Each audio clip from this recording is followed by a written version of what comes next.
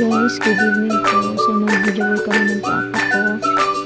Ayan, napakita niya yung farm namin. Ayan, yung mga taniman ng papa ko. Marami siyang tanim na papaya, iba't ibang klase, iba't ibang varieties. Ayan, daming bunga guys. So, mababa lang yun, pero ang dami-dami yung bunga. Ayan, isa lang po yun sa tanim ng papa ko sa farm. Yun guys, yan naman yung taas na papaya. Yan, maraming bunga. Yan, punta naman tayo dyan. Yan ang mga hinog na. Ang dami na nga daw nilang namin dyan. Ang dami na rin nilang nadala sa palengke. Syempre guys, hindi lang yun ang tanim ng papa ko sa farm. Ito, pagkakahan na natin yung iba. Yan, pasok tayo dyan. Sa tipo yan.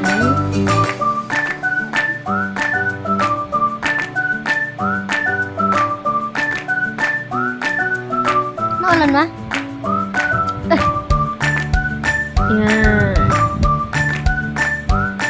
Yan. Yan po is punla ng mga talong. Tapos yan naman sa kabila. Yan. Puro sitaw. Tapos siling malalaki, siling green. Tapos mga maliit na sili. Lahat ng varieties ng sili nandyan. Tapos yan. Pechay, ayan, so marami na maganda guys no? Tapos meron na ulit silang bago kasi yung iba na nila nadala ng palengke, kaya eto may bago na naman. Yan, dami guys, oh. Yan, pechay, mustasa, daming gaganda guys. Wala man lang kasira-sira, hindi katulad ng nabibili natin sa palengke na iba ng taga rito.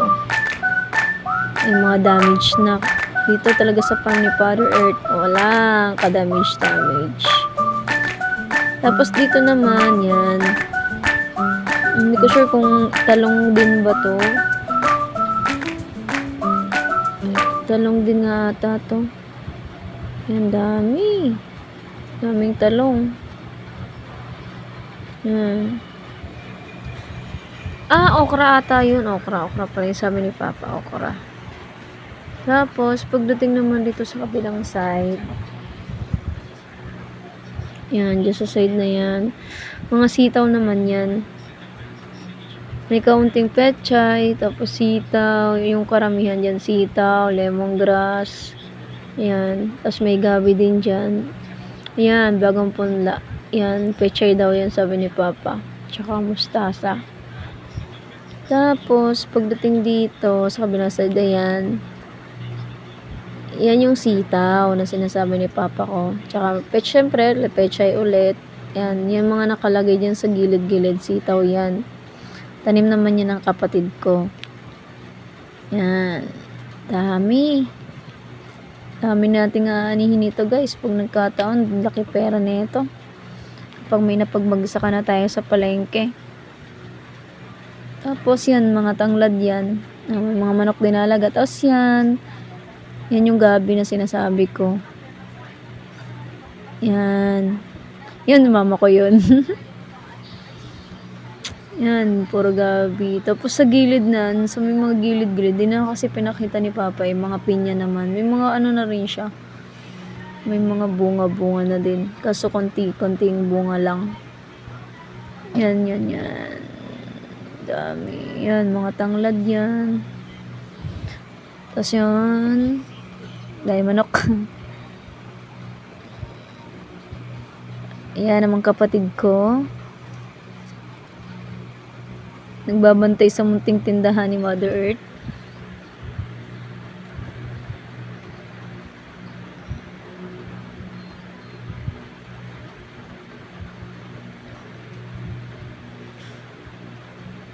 Yan. Ewan ko anong kinikwento nito dito. Yan, pilit pinapakausap yung pamangkin ko. Hingi daw ng bag kasi papasok na daw.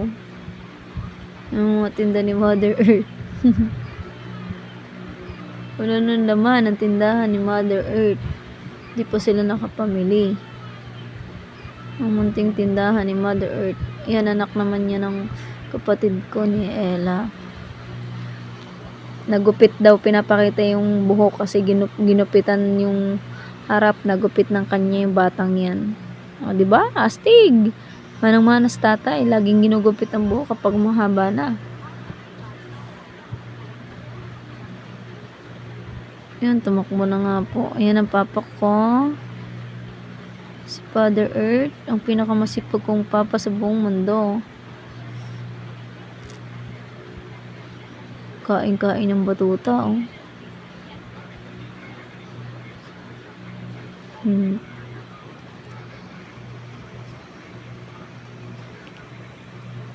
Yan, si Father Earth.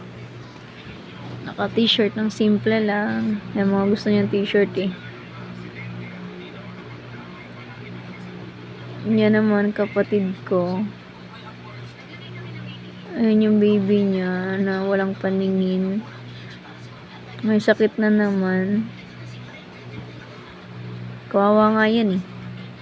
Lagi na lang may sakit. Tapos hindi pa siya nakakakita. Pinag-uusapan namin dyan yung... Nakalimutan ko yung pinag-uusapan namin dyan eh. Basta may pinag-uusapan kami dyan.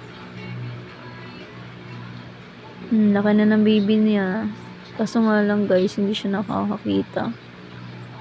Yun yung sad na kapalaran nangyari sa batang to. Nagdadaldal lang ang aking kapatid. Nakalimutan ko nung pinag-uusapan namin dyan.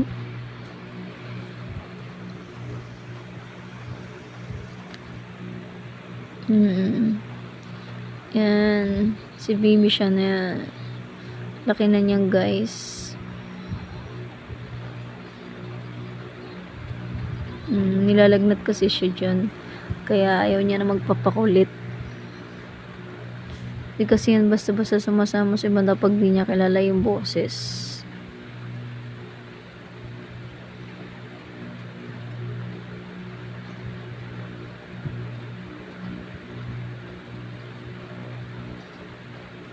Tawa-tawa pa ako dyan, kahit gilit na yung batuta.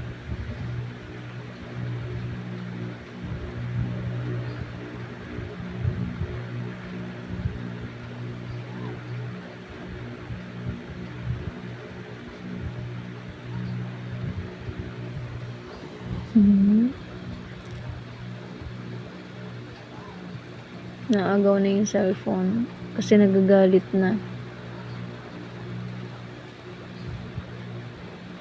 Ba.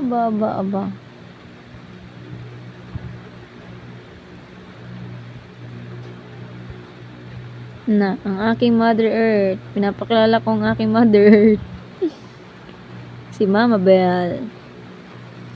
Yan, medyo hindi na kasi siya masyado nakakarinig, kaya yun. Yan, nagsusumbong sa akin kasi may pasa daw siya. Laki ng pasa ni Mother Earth.